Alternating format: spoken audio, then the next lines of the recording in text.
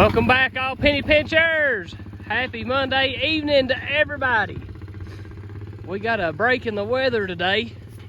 It's a warm, probably 55 degrees probably. So me and the old man decided to take advantage of it because they say that it's going to get a little cooler and a little more damp as the week goes on.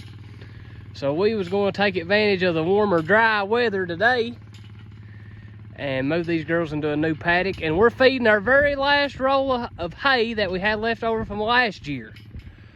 So we're strategically going to start right here on this flat. I'll kind of pan around right here so you guys can kind of see where we're at. You guys that's watched several of our videos, you know that we've cut our farm in half for this particular purpose, so we can feed hay on this half of our farm. When we got our soil test back this spring, this side of the farm called for more nutrients than the other side of the farm. So we're strategically wintering the cows on this side. So this is where we're gonna feed hay at, just how we done it. And by unrolling this hay, we're not only feeding our cows, but we're also concentrating manure, urine in the spots that we want it at, because that's where them cows is gonna spend the majority of the time, is where that hay is. And we're also putting carbon back down in the way of the hay that they don't eat. This is year-old hay, guys, so they're eating the majority of it, but they're leaving a little bit too. But that's all right. That's what's functioning as our fertilizer. So it don't hurt our feelings if they leave a bite or two. And guys, it's actually surprising how much they will clean up and eat. But Dad's gonna ease right over there to the corner and let the cows in. Let them through to this new paddock. I see some of the heifers is way down there. Woo! Come up! Come up! Here they come. Now guys, I tell you what, I'll be 100% transparent with you. We've been checking our fence, and me and Dad's been cleaning it out as we go. We spent a majority of the day Saturday cleaning the fence rows out.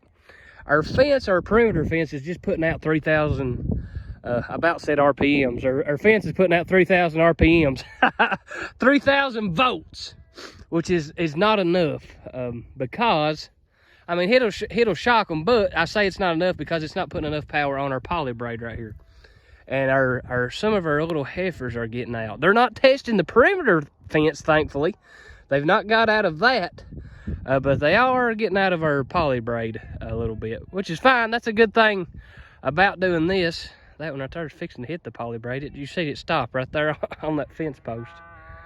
It stopped right there on it. But that's the good thing about this stuff, is that when they're out, they're technically not out. I hope that makes sense to everybody. Those calves are not in the paddock that we want them in, but they're still on our farm. So I guess that's a good thing, that they feel like they're out, but they're not really out. But yeah, sorry, that didn't make a whole lot of sense. But they'll come up. We actually may have to, I'm trying to keep an eye on them. They're running. You see that calf right there? He's running the fence, is what there he went. He just went under it or over it or something. Because they want to move with everybody else. That's just their nature. But guys, you can see right there in that little holler right there, the concentration of manure where we unrolled that hay Saturday. And I tell you what, they eat a whole lot of it. Other than right there where we first started, where a big thick clump come off. I tell you what, guys, I mean, you see it right there, they eat a whole lot of it. But tell you what that is, that's carbon on the ground, that's fertilizer, that's on the side, that's on the top of the hill. There's a lot up there on the top next to the fence, and when it rains over the course of the year, gravity is not going to do anything but push that down in the holler right there, and we're going to have green grass growing like crazy. But Dad's getting these two. That one is actually one of the bulls over there, so they've taught him a bad habit. But that's the importance, guys, of keeping your fence cleaned, especially if you're doing what we're doing, and especially if you got an electric fence. Guys, it's if you letting your fence grow up, you're really milking a box. You're weighing it down a whole lot. So that's why this time of year, especially in the wintertime, we try really hard to clean fence rows out, because it's cold and you got to wear a lot of clothes. And when you're wearing a lot of clothes, them briars don't cut near as deep. That may not be a good reason, but that is my number one reason. Is that right there, them briars don't get to you when you got to wear the bibs. Here they come. I'll tell you what, guys, they ain't, I wouldn't go back to the old way. I wouldn't go back to the old way of farming for it. And I'm referring back to just feeding hay out of hay rings, not giving the cows the entire farm, letting them do what they want to. Guys, there ain't no money in it. I'm telling you, they ain't no money in it. I've done it for too long, and the way the world is now, as high as our commodities are, you can't make it like that, guys. You've got to take advantage of your assets, and the best asset, the biggest asset that you got on the farm, guys, is grass. And if you can grow grass and you can manage grass, you can make a little money in the cattle business, guys. You ain't gonna get rich unless you got a bunch, but you can make it. It'll definitely be worth your time. Dad's going over to get their mineral feeder. That heifer may get him. she's pretty spry. But I tell you what, guys, we're looking forward to springtime here.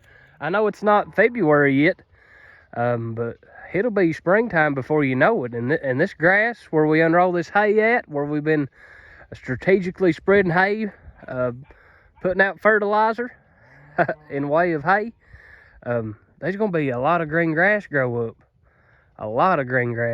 Dad's going over there. They're thinking they're getting a treat, and he's got it in the back of the mule. If I was him, I'd have drove the mule over there, but he didn't. He's getting him some exercise. But I'm going to walk over here, let you guys take a gander. I brought the pitchfork with me today. I'm going to spread this hay out a little bit, just to spread it out so you don't get something like this right here. Watch them cows, guys. They are feeling good. But you can see there, guys, that's just where we started unrolling it at Saturday, and just a big clump fell off. And if I'd have had this pitchfork with me and pitchforked it out a little bit and spread it out, it'll look just like the rest of it down there, guys. But you just imagine that, and this is our plan. We unrolled that one right there just because it's an old roll and there wasn't much to it. But our plan is, guys, is standing from this point to unroll our hay east to west, all up and down this bottom, and try our best from right here where we're at. Let me zoom out so I don't give you guys whiplash. And our goal is to have hay unrolled out over as many square inches of this side of the farm as we possibly can. Because you see the concentration of manure right there, guys. Guys, that's as good, if not better, than fertilizer. So that's our plan. Dad said we got 28 rolls of hay left, and that's too much, or not too much. We won't need that much. And I don't want to waste it if we don't necessarily need it. But again, I keep telling myself we're not wasting it. This is how we fertilize our farm.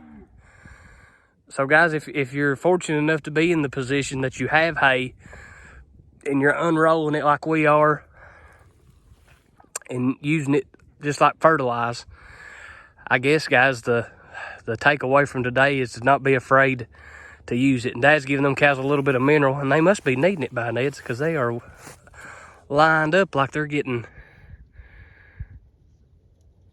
filet mignon. Just giving them a little trace mineral, a little salt. But they sure are liking it, looks like. But guys, I tell you what, I wish I had something groundbreaking to tell you guys. I wish I had something exciting to do. I wish I had a big fancy spiel, a big fancy, shiny something to show you guys, but this is it. This is it, guys. This is all we do. And the video's now 10 minutes long. So I mean, we're done. I mean, this is the extent of it, guys. We fed a roll of hay and moved the cows in 10 minutes. So, I mean, call that too much work if you want to. But guys, that's the ease of this rotational grazing thing. That's it. That's all you got to do. But guys, I'm gonna get off here. I'm not gonna bore you all with a big long out speech, but because they ain't nothing to talk about. You all seen what we do. You do this right here, guys, every 2 to 3 days. Rotate your cows through your entire farm. In a year's time, you'll see the difference. You will see the difference. You will get paid back with grass abundant. But until the next time, this is Penny Pincher Farm. We're going to sign out, watch the grass grow, and give God all the glory. Everybody have a good week.